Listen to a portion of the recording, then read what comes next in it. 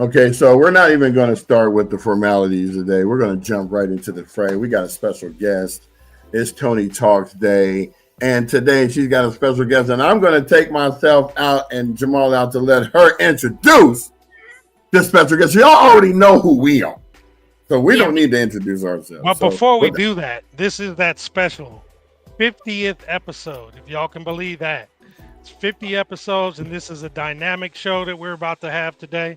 And we're going to turn it over to Tony so she can introduce this special guest. Take it away and have a blast. That's funny, Jamal, how you're peeking around the logo, though. I have to. Hey, y'all.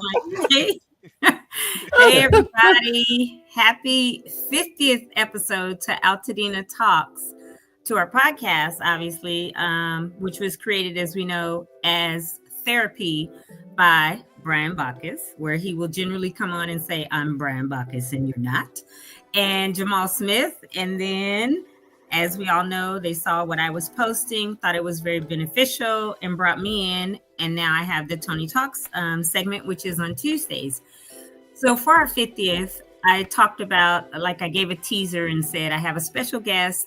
So I brought my pastor on, pastor of Victory Bible Church in Pasadena at 1497 North Hill. That's my commercial, right? Like, come on out.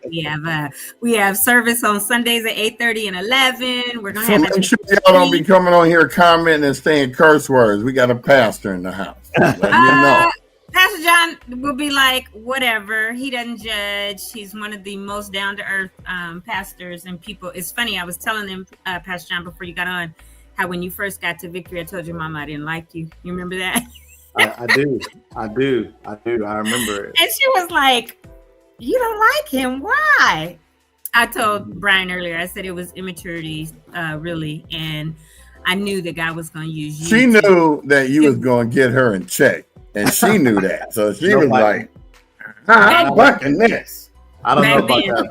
I don't know about that, Brian. I don't know about the getting Tony in check part, but no, don't say that. You know, you can call me. You'll be like Rain. He don't even say the S on my name. He'll call me like Rain, or he'll be like, "Hey T," and I go, "Hi, Pastor John." Where I could be mad, but yeah, he can pull me right down. He does, and I really respect him and appreciate him for that. But one of the things that was so important for me is, from January 7th, when the winds were already blowing, before the fire even started, Pastor John has been boots on the ground in our community, in Dena, right? So Altadena and Pasadena. And from the time of the fires through like when they put them out to, I remember you and Pastor Durrell were the first ones that I know of that really went up into the town and throughout the city to see what had been burned down, to make sure our church was okay. And then to start getting resources and things that people needed, like, to the community. So can you just tell me, like, from January 8th to now, because we're all tired and you've been incredible, some of the things that not only Victory has done, but other things that you've been connected to. I know on Sunday you talked about having to go over on Fig the other day because the landlord cut off people's gas and water. So I wanted you to talk a little bit about what you have been doing since that time. Wow. So I will first, let me just say thank you, Tony, for inviting me. I'm very humbled to be on with you and the fellows. And I don't get a chance to do a lot of podcasts. So just excited about being here. January 7th, 8th for us has been, for everybody, as you know, was, such a high level of trauma. And the first thing that Pastor Joe and I were processing was, where is everybody at? Because we have so many members that were in Altadena, but also I'm born and raised in Altadena, Pasadena, and just trying to figure out how in the world could we get to everybody and was everybody safe? And as we drove up there, Altadena was still on fire. There was still fire going when we were driving up there. And I was like, what in the world? Probably wasn't the safest thing to do. Power lines were down and all kinds of things. And so we were just like trying to make sure everybody was okay. Then from there, we went to the convention center and we saw just so many people down there. And a lot of the children that saw me. They were running up to me, and I'm just like, it's funny how kids are. They have such resilience. They don't really understand everything that's happening all the time. So they were still laughing and smiling and playing their games in the convention center, which made it even more just riveting for me. But one of the first things that we thought about was how do we get to everybody and get them what they need? And so the first thing that we did was we activated a call center here at the church, and that call center kind of amounted to us actually getting to people. I think we end up having like 11 or 12 people here every day for the first 2 or 3 weeks, and they were working 10 to 12-hour days, and we were actually picking up the phone and calling folks, and then we started taking data, and that data has served us so well because we were able to get to 1,000+ people. So to date, we were able to give, like, the first thing that we did was we did not just for our people here, but also to the pastors whose houses and churches burned down, and also to other people. We wanted to make sure that we didn't just focus on our church. And so to date, we have given a little over $1 million cash money, just from all the donations and all the things. We've given about 25 cars away. We have been responsible for we've been carrying people since the start. We have people in different hotels around town. We had some in Compton, we have some in Long Beach, we have some in Lancaster, we have some in Monrovia. I mean, we have people everywhere. And so we just been really just attempting to help people. I've been telling folks, I hear there's a lot of foundations, and I know I'm not here to be controversial, but there's a lot of foundations and a lot of bigger corporations that have money, but they're holding it for this long-term recovery, which I totally understand, and I'm actually in agreement with. But there are people that need oxygen now, right? And so for us, it was like, how do we get people oxygen, right? And so when people donate to us, we are very, very actively donating and giving to people because people need oxygen. And while we're still planning and strategizing and doing all the things, people need oxygen. So that's kind of, we've done all types of things. I'm sure I'm missing stuff, but we did a thing called Wish List here at the church where we tried to provide people with not just the stuff that they needed, but the stuff that they wanted that they lost. So we've done all kinds of different things here to try to make sure that we get what people need to them. So that's kind of what we've been doing. Thank you so much, which has been incredible. I know that you all also had like this partnership or the Bay Good Foundation. Yeah, I keep saying Bay Good because she's Beyonce, and somebody else said no, it's actually Be Good. But the Be Good Foundation reached out to Victory and Harambe and others and partnered, and people were able to go and get things that they needed now. They've since done a couple of these sacred hair days. One was, I believe, yesterday again in Pasadena at a different salon, and really just out there helping. You also, I tried to get her on the show and to come to my town hall, and she had some things that didn't, that didn't jive. But Jasmine Schuper, I wanted to maybe see how she is partnering with you. And maybe that's later because I know that there's this whole Dina that I want you to talk about. But Jasmine Schuper has Green Line Housing Foundation org, and I know you've been partnering with her as well. So what is that like, and what is happening with you all or us and Jasmine?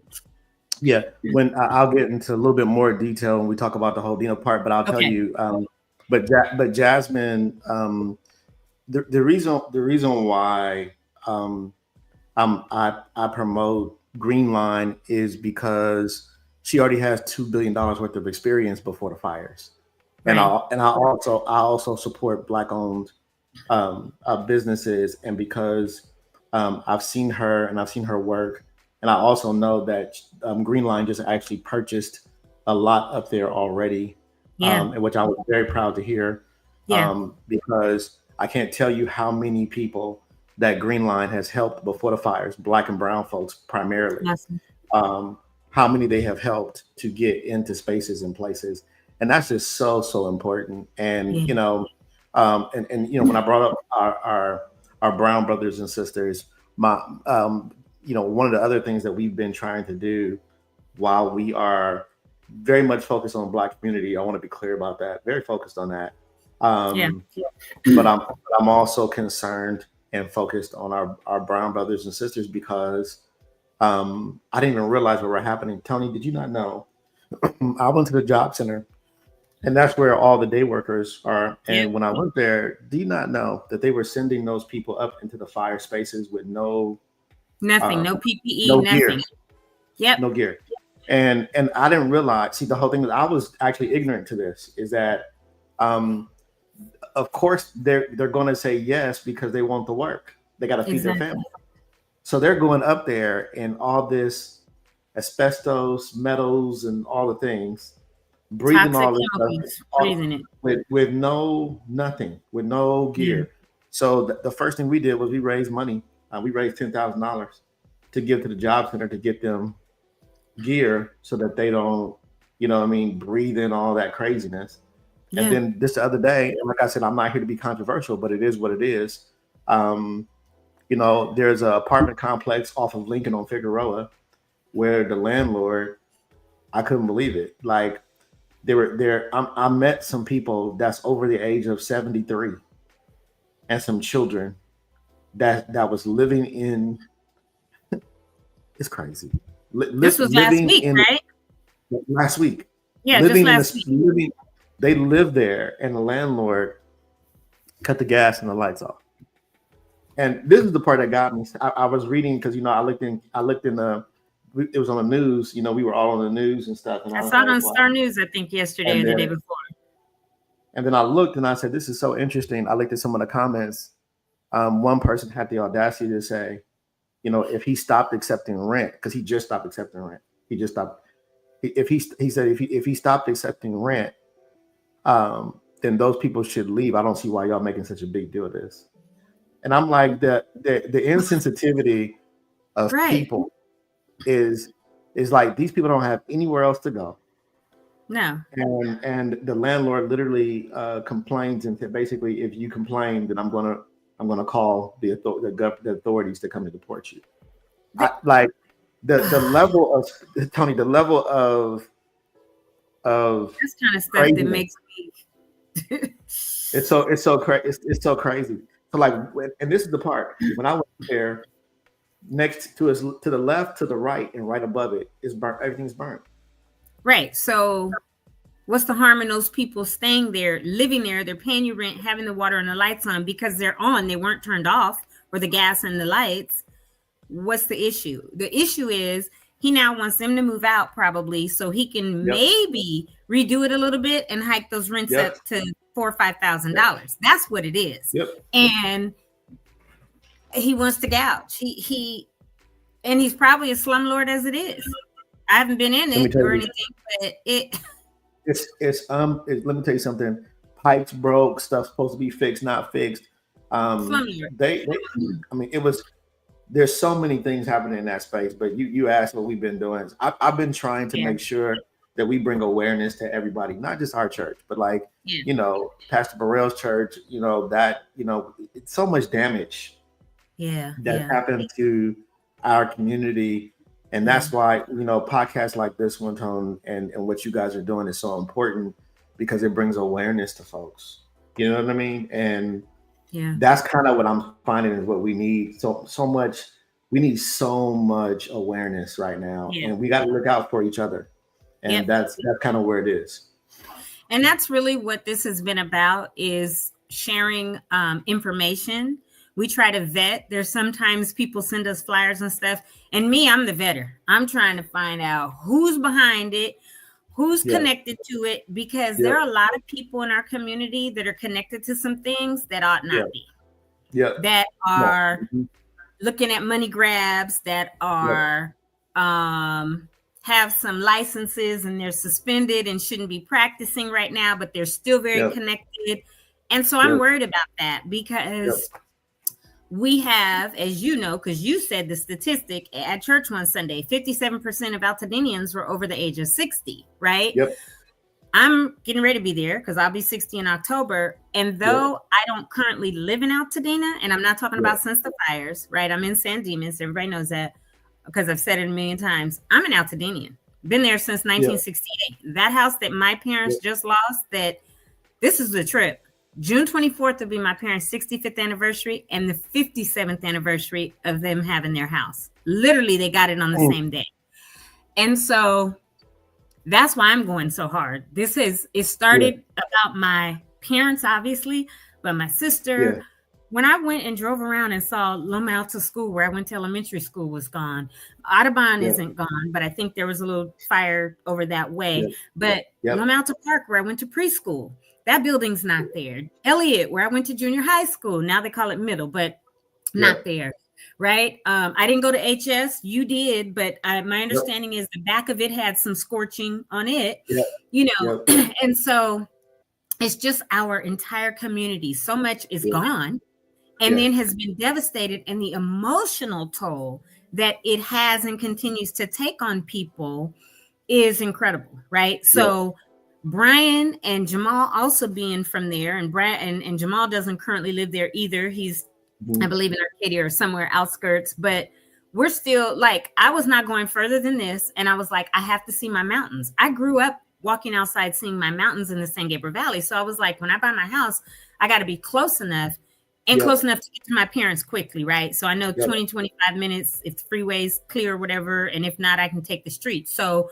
but we're all San Gabriel Valley. I remember when you said God told you last year, and we went to the Rose Bowl and prayed and walked around, and he said, we're going to take the thorns out of the city of roses. And then it extended to the San Gabriel Valley. I remember you saying that. And it's such a trip because ever since the fire, I was like, okay, God, you allowed this stuff to burn. Don't know why. But all the shenanigans that have always happened at the top of Lake and top of Fair Oaks. And if people don't know what I'm talking about, there's always been a lot of devil worship. There's been sacrifices over in Eaton Canyon in the last couple of years. They found some animal sacrifices with the altars and stuff. It's all been burned. It's gone, right? And then on top of that, we're all dispersed throughout the San Gabriel Valley now. Some a little further, some in LA and all that. But literally 43 or 46 families within our church have been impacted, including mine, because my sister and my parents. And we are now, like, I've been here for a while, and Mimi, and we could pray for this area. But now we're like this. Like, if you were to shoot, okay, you know I'm a shooter. Well, got guns, but like a shotgun shell, right? A shotgun shell has pellets. And when it shoots, it goes like this. That's why a lot of times people get hit that it wasn't intended for, versus a regular bullet is going to go to where you shoot it. So now our target, our area is like this, and we're all throughout the San Gabriel Valley. So we can do what God has called us all to do, right? And been pushed into our purpose. And so every time when I thought about that, I was like, oh, he said, God told him this. And he said, and literally now we're like all over the San Gabriel Valley, right? Because he wants to do something different in the San Gabriel Valley. So I'm super thankful that we're doing as much as we are at Victory for the community and everyone that you have connected to, like in major, there's some major things going on that he has connected you to. I did want to go next and just talk about, because I said at the beginning, I know Brian and Jamal, I've told this too. I don't even think I told you, but in December, I was like, what am I supposed to be doing, God? I feel so stagnant. I feel like I don't have a purpose. I feel like literally the end of December, this is how I was feeling. 2 weeks later, these fires happen. Now I'm on a podcast. Now I'm doing all this stuff with builders. And you know me, I do stuff with my hands, whether it's cooking, sewing, building stuff, whatever. And I'm really gifted in my hands. And so now I'm partnering with builders and all kind of people to bring that to the community, vetting them to make sure they're right. And when I tell you, I feel like I'm in my purpose right now, like there's no doubt for me that this has kind of propelled me. But your book, where is it? Right here. Whoops, I probably have to take my background off. But oh, there. It's called Your Purpose is the Solution. Brian, you're on mute, whatever you're going to say. Yeah, I did it sideways. Can you talk about that? Because so many times we don't realize that when we're out of purpose, and I believe purpose changes throughout our lives, right? Because we go through different seasons. But there's some gems, some real nuggets about not being the grasshopper and looking in the mirror and things in this book. Can you talk a little bit about this? And then I'll make sure I let people know where they can get it too if they want it. And you can always come to Victory because we got tons of them. But talk about your purpose is the solution for me for a minute, please. Well, I'll tell you that the origin of that book was really my mother, and although she, I always felt like my mom, she fulfilled her purpose, but I always felt like she had more to give, and that she didn't get a chance to give some of those things based upon, life circumstances. Because if we were all honest, we know that sometimes life be lifing. Right. And so, so the book was dedicated to her. And just one of the things that I have figured out just through my short time on this earth is every single person, like the question that I've asked is, why are you breathing? And so to your point, I think that there are innate things that we all have that come, I believe, from God, and that we're those things are placed in us, and that God sends us into this earth to actually solve an issue. And I feel like in the solving of that issue, He gives us sustainability and all types of different things that come as a result of us finding the reason why we're here. And so even for people that are out there, they're watching this podcast, Tom, is that I really feel like people need to answer that question. Why am I breathing? Like, why am I here? And I tell people, you're not here just to take up space or just to go to your, like, whatever. Sometimes people get stuck. Now, this is what I do tell people.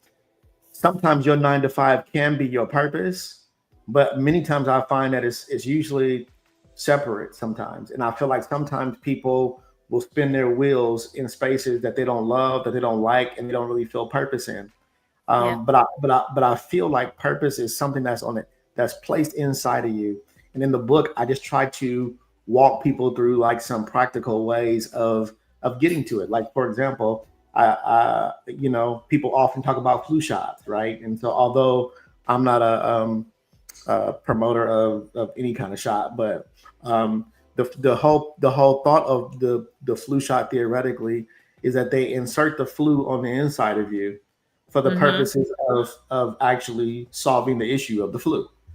And so what I tell people all the time is that your life experience is the vaccine that's needed to be inserted into another situation that you can solve because you have life experience. So it's almost like God allows you to be the vaccine for somebody else's life because you went through whatever trauma you went through.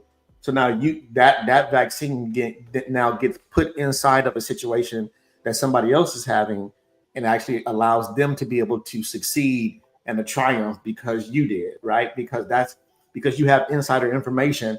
Nobody's been through what Toni's been through. So when Toni speaks about certain things, she's the vaccine for people who are presently going through that thing. And she can say, this is how you do that, because she has a roadmap based upon her own life experience. And that's all the book is trying to get people to see, is that the purpose is in you. And purpose is not what you do, it's who you are. I often say God made us human beings, not human doings. And a lot of times people confuse purpose with what you do. What you do is a byproduct or a manifestation of who you are. But what you do is not your identity. Your identity is deeper than that. Thank you. Whew. That's good stuff. I know you weren't supposed to be on here like preaching, but I felt like I was getting ready to say the closing prayer. Hey, but it's true, right? And I got a couple of these books here at the house. I might give you and Jamal one, but that's definitely one I'm gonna read. So I don't want to be unknowledgeable. Trust me. Yeah, it's. Wait, now it's my turn. I got to. Huh? You so funny. So, and then I will let Jamal and Brian come on in and ask questions. Talk to Pastor John if you want before we get to this Hold Dina and the Ashes for Anthem concert, because we're going to talk about that next. So I already know both you got questions, because Jamal will be like, hold up, let me unmute. Oh yeah, you still were muted. He's on mute. Oh, he's working. Yeah. You have any? You're on mute, bro. I didn't have anything right away. No, Okay. I was just soaking up the info. Right. Yeah, this is a different kind of information that we're getting today, and it's definitely needed. It's part of that therapy component that we talk about. We've mentioned this many a times. I love hearing it, because it's we need it on from all angles, basically, right? Yeah. I will put a chat in here. Obviously, anybody in Pasadena that wants a book can come to Victory Bible. We have tons of them, but Pastor Jon started, he's the founder of Session 5 Institute, which is all about purpose, which is a coaching, I call it a ministry, but a coaching business, coaching platform that there are several coaches that he has trained, and it will help you find and develop and be able to walk in your purpose. So I will make sure I put the links for Session 5 up later, and I'll put the link for your book. Where is the book? It's all over the place. I know at Victory, but isn't it like JonDecuir.com that we can go to JonDecuir.com? Yeah, you can get it from there. Okay, cool. Yeah, so we'll make sure we put those up later. Okay, so I want to just talk about a couple more things, and these are kind of tied together, but you now have also started the first thing that you did for the relief, right? Yeah. And the recovery part. We're moving in more to the recovery, but the relief was the LA Fire. Yeah. LAFireRelief.com. Relief.com, right. Yeah. And people can still go and give there also, because that's where we've given the 25 cars and the $1 million+ away and been able to house people, and all of that is because we've gotten donations into LAFireRelief.com. And sometimes we have people on here that say, where'd all the money go? Because people are wondering where the 600 million have gone, right? That the concert did. And then I said last week, it's cool that we're going to be reopening Loma Alta Park. Not that there's a whole lot of people up there yet. Yeah. But $2.5 million we know was given to the county for that.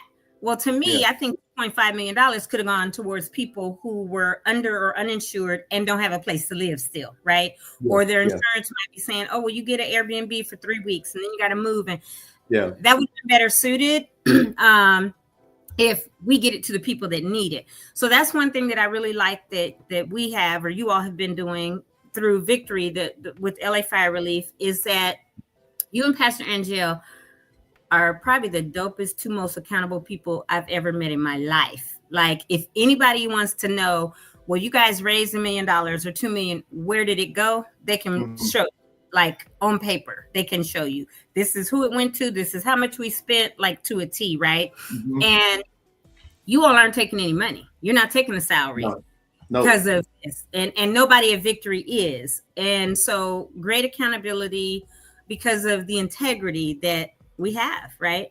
But Hold Dina, can you talk about that? And I was telling, saying earlier a little bit about Jasmine Schuper and what you know that she's been doing. But Hold Dina is now another org that has been founded. Jamal, I think, can you bring that slide up now? Yeah, perfect. Yeah, so this is the thing. So the LA Fire Relief has evolved, right? We evolved, and one of the things, and I want to say this to specifically, I hope this is okay, Tom, to a lot of some of the Black organizations and nonprofits that are out there. It's so important that we prepare ourselves to receive, and that's been something that I have been trying to get to all the nonprofits that are actually doing the work, is put yourself in position to receive. And what I mean by that is fiscal management.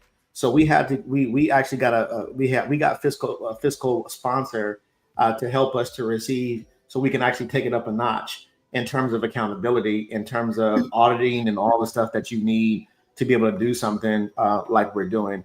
And so Hold Dina is almost like the umbrella of the entire thing that we're doing now. It's the umbrella, and underneath that is the Legacy Land Project, right?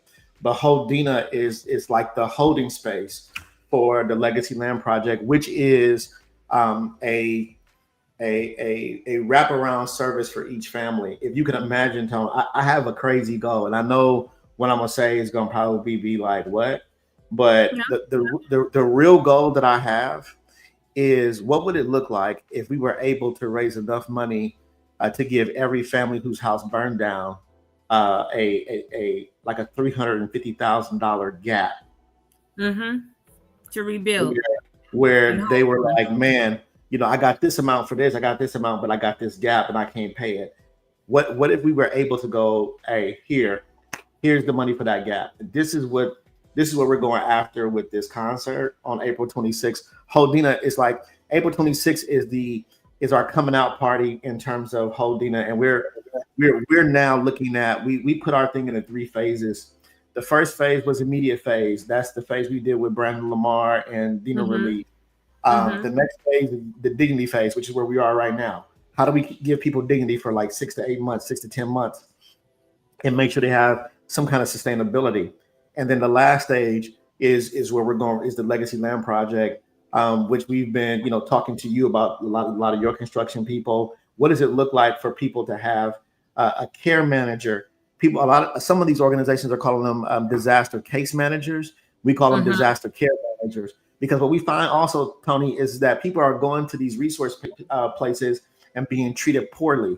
Yeah. And one of the things that we've been, and I'm not saying we've done it 100% correct, but one thing we've been trying to do is that when something is brought to our attention and say, hey, I didn't like the way this one went, we quickly do a debrief with everybody and go, hey, it's important that we hold the line on how we treat people, because it's not just giving to people, but it's the way you give to them, especially during this time. And so we've been trying to make those adjustments even when we didn't get it right, because we didn't get it all right. So we've been trying to work it out and figure out what are the best practices and the best way. So Holdena is going to be an all day, like it's like a family festival, kind of puts you in the mind of like a block party almost.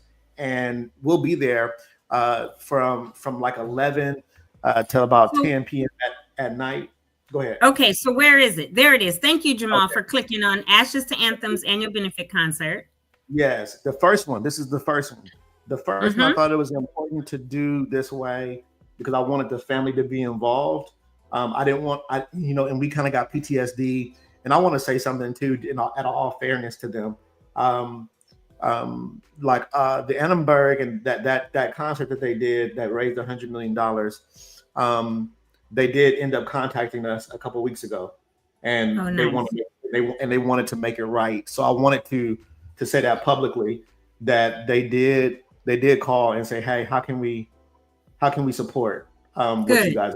That is so good here. Hate to interject, but that was one of the biggest concerns, not just us as hosts for the podcast, but everybody that we've talked to has been concerned about where that money went. So and so they actually sent us a donation.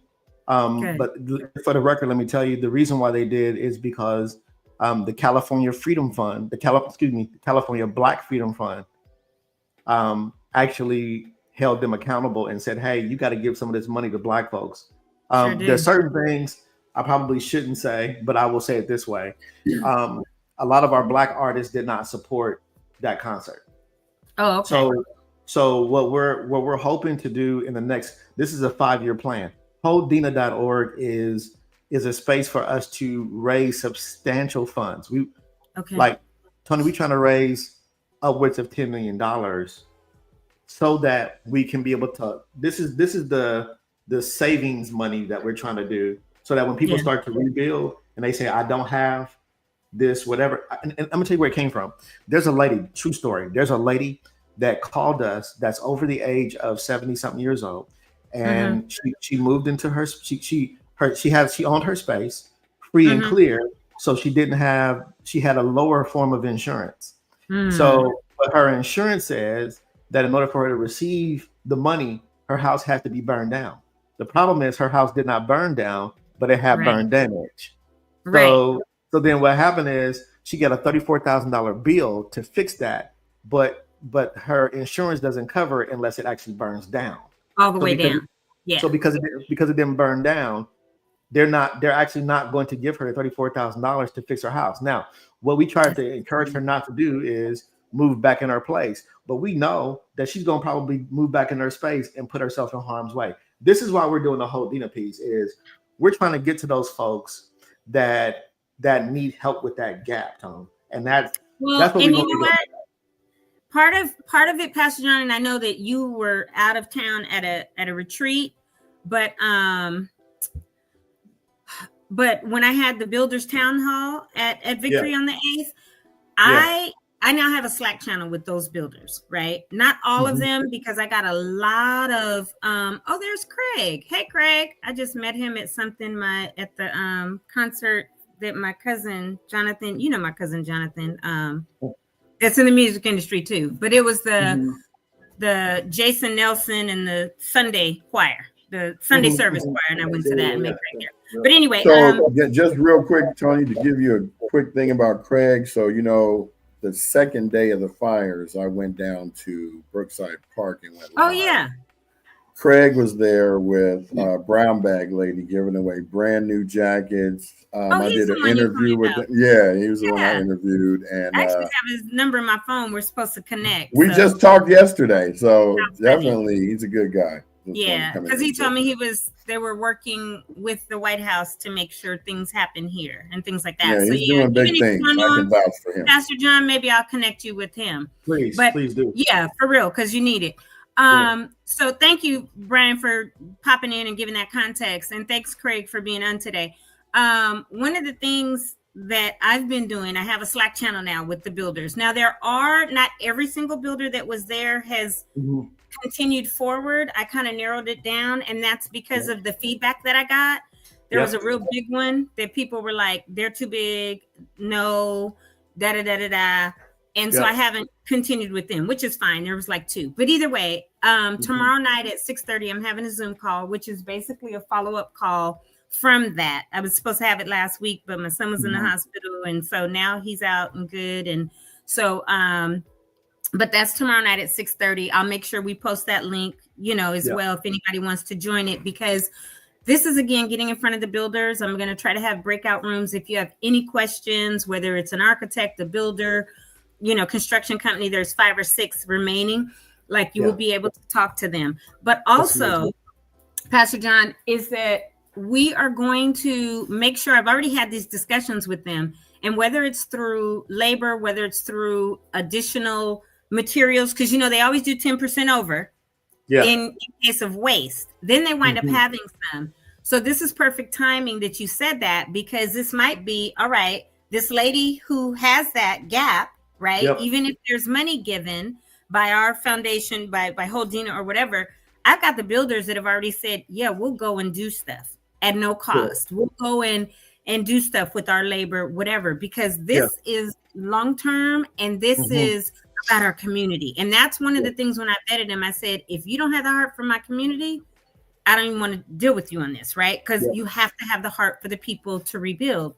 And so we'll talk later, but I think that people like that, with this group that I have with Allison and Kendra and Sal and all of them, we can make that happen where they are willing, because they have already said, hey, whatever we got to do, right? Because they're in this for the long haul.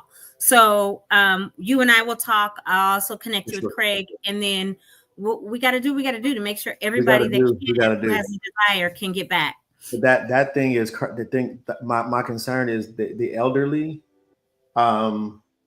is really struggling. People don't realize, even something as far as filling out forms, right? And that's been something that I have been also concerned with. There's 1,000 forms. And I've just been just really trying to figure out different ways to help with that. I know when I had the town hall. Go on. I'm sorry. Craig just said something. Craig just said something. Craig said we need to make sure we all come together as a community. I went to elementary school, junior high, high school, and college in Pasadena. I'm working with the whole community. Many people that I grew up with in Altadena, Pasadena want to make sure that this redevelopment is done properly. As we do, Craig. For sure. That's all we're trying to do. So Craig, I'll contact you later. I'll make sure I connect you and Pastor John, because there are resources, Craig, that you have. There are resources that we need. There are resources and connections that Pastor John has. And if we can get that all together to make sure this is right, which again, Craig, is why the town hall I held with the builders, I vetted them. Like I checked everything, insurances, bonds, all their history, like all kinds of stuff, because I don't want anyone coming in our community that we all love so dear, right? It's dear to our heart, and mess over anyone, especially our seniors, right? In their 70s, 80s, 90s. We can't have that. Or the ones that are only there to do a land grab and try to buy the land and do what they want with it. That's not acceptable either. So the whole Dina, the concert. Okay, so we brought that up, but this is going to be April 26th. Okay, well, he's controlling some funding because I know, Craig, that I was reached out to by a group that's dealing with him that looks specifically for Black veterans, which my father is, and others, and I had to send through Colonel Strong, retired Army Colonel Strong, to that group where it's Arnold, Magic, and some others, a few names of Black veterans, because they want to help them specifically rebuild and get those funds out when it's time. So Craig, we'll talk later.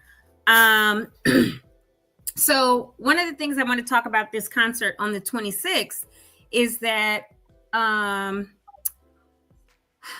of the headliners will be the lovely Andra Day, if I'm not mistaken, right? Who goes to Victory. You are her pastor, and you travel with her from time to time. Oh, perfect.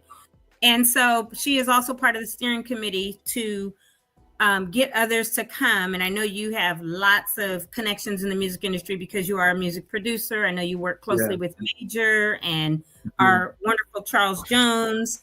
So I know we'll have lots of people there, but talk a little bit about what's going to happen with the actual concert, if you can. The actual concert. We're actually, it's like I was saying, this is the first one of many. Next year, we actually are looking to expand to like Hollywood Bowl or Dolby Theater, or to really raise the money for sure, just for what we're trying to do. But we just thought it was important to bring some joy to our community, and even with some of our local, like Andra, and I don't want to totally speak on her behalf, but Andra was really more concerned. I mean, when the fires happened, she was volunteering here for 3 weeks. She sure was. With everybody else. She's not, she's not bringing any separation between, what does it mean to volunteer? And I want to give a shout out to Dave Chappelle and Martin Lawrence and all those people. Dave Chappelle came to town and volunteered for 3 hours at Dina Relief. And that just meant a lot. Robert Glasper, all these guys, they didn't just talk. They actually did something about the whole situation. And I just felt really supported. We felt really supported here in our city. So we're hoping to get a lot of those acts for this year. My main thing, though, Tone, really for the concert piece is more about like information and panels and resource with a couple of music, because we're gonna probably focus a little bit more on music next year. But I want to bring something where everybody can come together. And so we'll have some surprise. A family reunion, I think you guys said, right? Like a Dina family reunion, welcome home, all of that. I know that I have a meeting next week that I'm being tapped potentially to be a moderator on the community stage and talk like we're doing now. They've also asked for our podcast to be there. So we're going to work with them to make sure we have our booth set up. I've also been asked to make sure all my builders are there and whatever else, what resource I can be and be engaged that day. We are absolutely going to be there. I don't care if I got to run from one stage to the next, to the podcast, to where my builder, I don't even care. We're there all day. We'll probably be there early morning. Yes. Oh, I don't know if we can volunteer online yet, Trina, but I appreciate you saying that. That's a good question. So like what I'll do is, Tony, I'll make sure that you get that, and that I actually put that up on the website right away. Okay. And then what I'll do, I'll get that link and we'll start sharing it daily. We'll talk about it as part of our announcements like we do with everything else every day. And then I'll make sure that link is there and the whole Dina link. So if people want to go donate, Well, I think it'll be on the Altadena website, but Yep. we'll have the Altadena.com or .org link up. People can go there to donate or click volunteer. And it will have the areas that, because we need lots of volunteers. That's what said Sunday in church. Like, we don't have nearly enough. Yeah. And okay, Craig, that'll be awesome. I'll today, Pastor John, later, I'll text you his info or whatever, so you two can connect.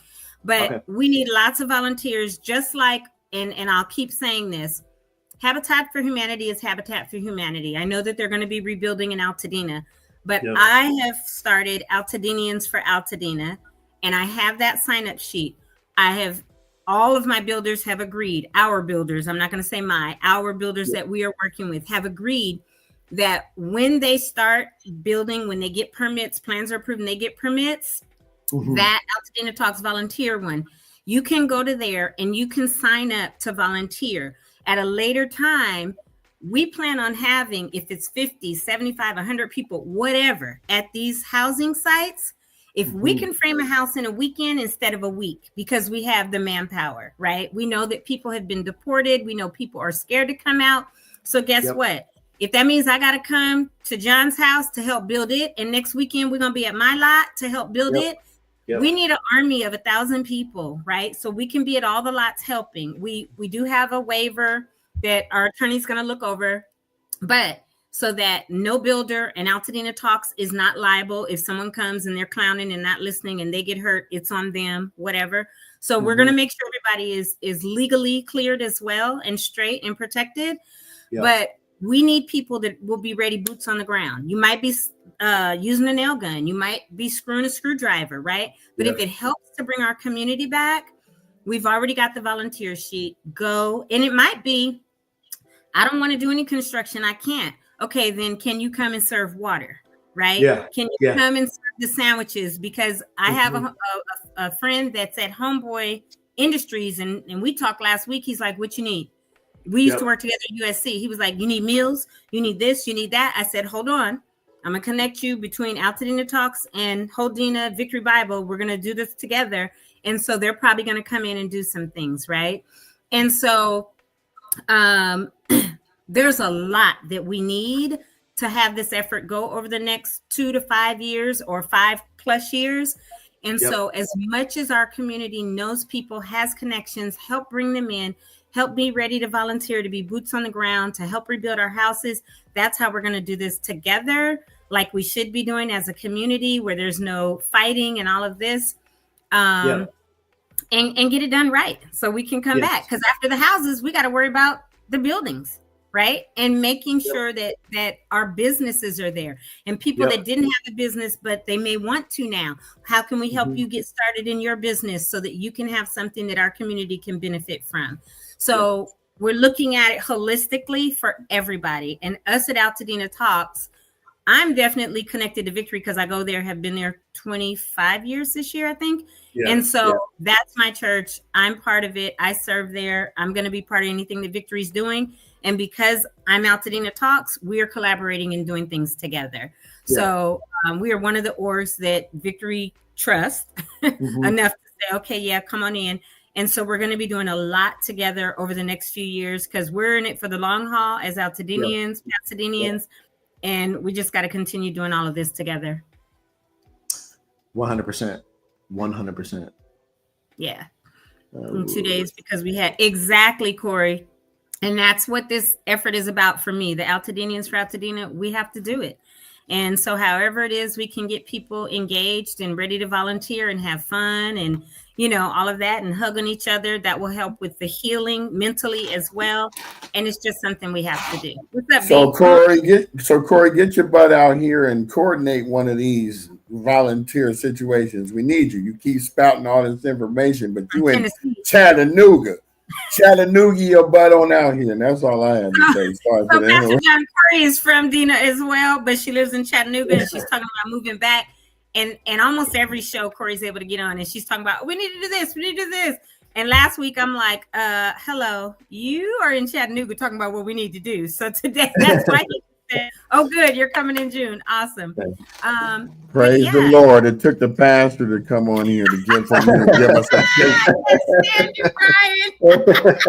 You know me, I'm going to be transparent. My mama told me I was supposed to be a pastor or a lawyer, and I right.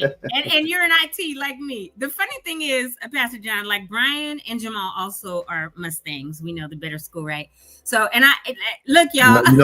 Well, now hold on. Now we was doing good. We was doing good, Tony. We was doing good. You almost made me spit my coffee out. Come on, man. Bulldog, y'all. And come on, man. Stain killer all day. Stain killer all day. Maybe in your years. Maybe. And y'all won the first CIF since 1932 or something. Okay. And you had to have a Mustang as a head coach to do it. It's my brother-in-law. I'm smart enough not to get in no fight with three of y'all on against one. I'm gonna just it's Dina Love all day. He's gonna have to go out there and get his heavy hitters. Wait, but check this out. At our church at Turkey Tussle Week, baby. Let's go, Corey. Let's go, Corey. Let's go, Corey. Let's go. See, we go at it. Right? But Craig ran that. He was playing in the Turkey Tussle though. 75. That's class of 75 right there. Right. Now, Craig, I thought you said you wanted to meet him. I thought you wanted to meet him. Look at Gene. Gene, I was there. We found out he's a bulldog, huh, Gene? The truth is coming out. It's nice to be proud, but even if we talk turkey tussles, the last 30 years, y'all won like 2. Okay. No, they won 4. Maybe 4. Maybe 4. Thing. Yeah. In 30 years, maybe in 40. This is the thing. There's more to it than just that. There's more sports than just football. Yeah, and you're right. PHS whoops Muir's butt every year in basketball. I have to give it to you. We always limit it to football, and there's more than that. That's one. Number 2. Let's just be clear. Number 2, you mentioned. So it's interesting. You know, I would take a text. I was going to actually use it. Well, we just won 2 CIFs in water polo too. I was going to use this, Tony, in one of my messages. Isn't it interesting how God works? You can win the Turkey Tussle, but lose CIF. Isn't that interesting? Yeah, that's what we did. That's what we did this year. And PHS went all the way. And we congratulate y'all for finally winning one in my lifetime. Like I said, since 1932. This is how we get out of victory. Like, seriously, because our pastor is. But you see how much the comments have started to pop up? Right. All of a sudden, people come out. So we want y'all to let us know. Did you go to PHS Muir? Blair, Marshall, y'all just stand down. We don't know. Not even in the equation. We love y'all, but just. Who? Yeah, who? Who that there? What's funny is literally. Sorry. No different disrespect. times of the year, we get out Craig, like this. Craig, you keep talking. Craig, I thought you wanted to meet with me. What happened? And we go to the track and baseball and water polo. It really depends on when you were there, though, for real. Yeah, because I'm gonna tell you. Yeah, but my years we didn't win track, anything. Water polo, swimming, volleyball, tiddlywinks, all that. Softball. 81 to 85, we didn't win not one. But that's why they all come over to our prior to Turkey Tussle, because we have the RVs, the dopest tailgate, the music, the tailgate. Since 2005. The reason why, no, that's not why we come over there. We come over there because we're economical. we rather use your money. You know what I mean? It's all good. Interesting. That's a good one. We'll make sure we note that this year we all come over. But I really want to. I'm so glad we've gone this, but they're not like that. I think that. Thank you so much, Pastor John, for coming on, and the levity at the end, because sometimes people think, oh, he's a pastor. Like Brian, before you got on, he said something. He's like, oh, I gotta watch my cousin before he get on. I was like, no, Pastor John, he don't trip like that. He's real, right? I'm so subtle with the cursing that you wouldn't even hear it. It's like kind of like our bishop one day had to tell somebody, y'all please don't, with her talking about me, right? Because she would cuss you out in front of me and then go repent. And I was like, Bishop. He was like, you're going to tell the truth. Hey. Tony going to cuss you out. Tony be ready to fight you. And I'm like, oh, come on. Her bite worse than her bark. I'm much better than I was. But thank you. See, much better. I'm bringing it down. But I'm glad we got to see the real side because we're just real people, all of us, right? Yeah. And we like to have fun. But this is a serious time that we have to come together to do what we need to for our community and have some fun during the process, right? Yeah. Which is the concert. We're going to love on each other. It's going to be fun. Yeah. Our podcast will be there. Brian will be out in people's faces like, hey, pre-pinting. And then, and we're going to do what we have to keep connecting people. Pastor Jon, I'm gonna get Craig's info to you. I'm gonna get Ricky's info to you from Homeboy Industries because it's important you talk to them and see what we could do, because the more people and resources we have, the more expeditiously we can get things done. We can get more money coming in, and when it's time, we can get these people their houses back. So I know we're coming up on an hour. I'm super appreciative because let me tell you, Pastor Jon has a meeting every Tuesday at 10. And this week he agreed to come on here because I asked him to as my special guest. So thank you for doing that. I think people needed to hear this because we do talk about a lot of the stuff that's out there, but we need a break sometimes and to hear the good things that are happening, right? Yeah. I tried to get Brandon Lamar on. He's been too busy. But after this, maybe he'll be like, okay, Pastor Jon got on. I'll get him. I'll get him on. I'll get him on. I had texted him and he texted me back, but not. So yeah, in the next few weeks, well, you know, he's I need the him to come on. president now. And here's the thing, though: if need be, we can do a pre-recorded session. If need be, we like to do it. Yeah, just throw that snippet in. Okay, let me just say this: Pastor Jon is our executive pastor. We have Pastor Angel, who's right under him, and Brandon Lamar, Pastor Brandon Lamar, who is also NAACP president of Pasadena, is our youth pastor. So he reports up to Pastor Jon in a way. So that's why he said, I'll get him on. So it's not going to be an issue getting him on now. I'll get him on. Yeah, well, I'm going to tell y'all, this was a great 50th episode. This actually ends season 1. We start season 2 tomorrow. Man, y'all made it through. Good. Thank you. All those who've been with us, thank you for coming along for the ride. And now comes part 2. And we're literally just out here doing this for our love for our town and our in Pasadena, our community. And we will continue doing this. If it's Brian first said 2 years, then a couple weeks ago he said 4 years. It might be 5-10 years. However, I'm going to say this one more time. This is the longest running podcast in the world, and only that talks about Altadena and its residents. And it's 5 days a week, right? Well, if you started it today, you're not going to be the longest podcast in the world because we got 50 episodes already talking about Altadena. So, Pastor Jon, other things that we do, we give announcements not just for fire relief, but I talked yesterday and Friday and told them about the writing workshop that was held last night. Yeah. And then through the scholarship committee. And then I talked about Bonita's thing that she did Saturday at PCC that I know you spoke at. I went and got some footage and left. We went down to Jazzy Jam where they're doing the prom dresses and tuxedo and suit giveaway.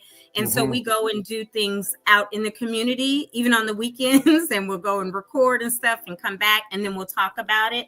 So when there are things that I know personally Victory is doing, it's already a given. It's going to be on here. And then, you know, what things that we find out that people text us, call us and tell us, email us, whatever, we also put on. So if there's information that you're like, Tone, get this out. We need this on the podcast.